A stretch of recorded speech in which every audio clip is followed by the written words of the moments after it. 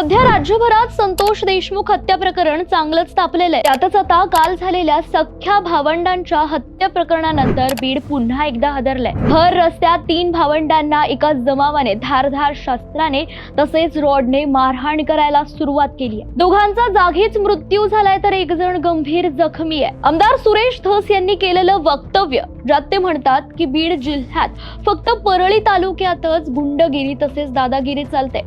मात्र काल घडलेली ही जी घटना आहे ती सुरेश धस यांच्याच आष्टी मतदार संघातील आहे। आता याला कोणत्या दृष्टिकोनातून पाहायचं, गुन्हेगारीच्या की राजकीय दृष्टिकोनातून?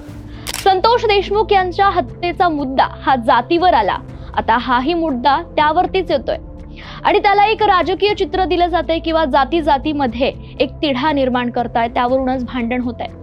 मात्र जे पीडित आहेत त्यांचे कुटुंबीय आहेत त्यांच्याकडे त्यांच्या न्यायाकडे लक्ष कधी दिलं जाईल? रिपोर्टच्या सुरुवातीला जाणून घेऊयात की नेमकं घडलं तरी काय।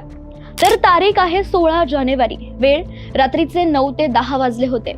बीड जिल्ह्यातील विहिरा येथे पारधी समाजातील 3 भावंडांवर एका जमावाने मारहाण केली। त्यात अजय भोसले आणि भरत भोसले या 2 भावंडांचा जागीच मृत्यू झालाय। कृष्णा भोसले हा गंभीर जखमी झालाय। आता यात पारधी समाजाचा उल्लेख मी का केला तर ते सांगते।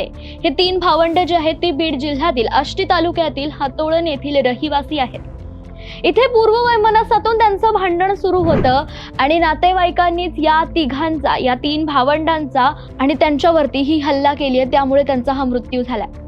बीडमध्ये आधीच दहशत आणि भीतीचं वातावरण सुरूच होतं, त्यातच आता ही जी घटना घडली आहे त्या घटनेमुळे नागरिकांमध्ये संताप पाहायला मिळतोय।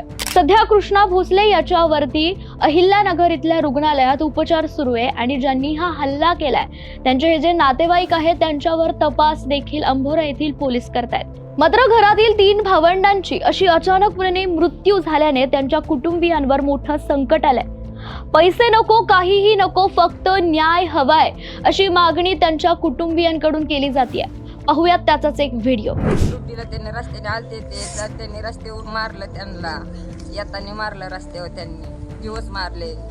दोन्ही साईडला 2 पडले, ते पोरं आमची जीवच मारले त्यांनी, टामीने मारले, गुंडुकीने मारले, ते साईडचे पळून गेले। चांगले 25-30 माणूस होतं, त्यांनी असे करून त्यांना मारलं। संतोष देशमुख यांच्या हत्ये प्रकरणावर अतिशय आक्रमक भूमिका घेणारे आमदार सुरेश धस यांचं या संदर्भातील एक वक्तव्य होतं। हे सगळं परळीचं वातावरण आहे। परळी सोडली तर बीडच्या कुठल्याही ठिकाणी बीड जिल्ह्यात असं कुठेही घडत नाहीये। आष्टीमध्ये सुद्धा अशा प्रकारची कोणतीही घटना नाही घडतीये, हे फक्त परळीतच चालू आहे। आता या वक्तव्यामध्ये जिथे ही सगळी दादागिरी चालू आहे ही फक्त आणि फक्त परळीमध्ये घडते असं म्हणणारे सुरेश धस यांच्याच मतदार संघातील आष्टीमध्ये ही घटना घडली आहे। आता या घटनेनंतर आमदार सुरेश धस यांच्या समोर अनेक अडचणी उभ्या राहू शकतात। आधीच बीडमधील अंबाजोगाई येथे तरुणीच्या भावावर गोळ्या झाडण्यात आल्या होत्या। त्यासोबतच सरपंच संतोष देशमुख यांच्या हत्या प्रकरणावरून नवनवीन खुलासे होतच होते। त्यातच 2 भावंडांची त्यांच्याच नातेवाईकांकडून निर्घृणपणे हत्या करण्यात आल्याने बीड येथील सुव्यवस्था आणि सुरक्षेचा प्रश्न ऐरणीवर आलाय। ब्युरो रिपोर्ट, साक्षी पांचाळ, न्यूज अनकट।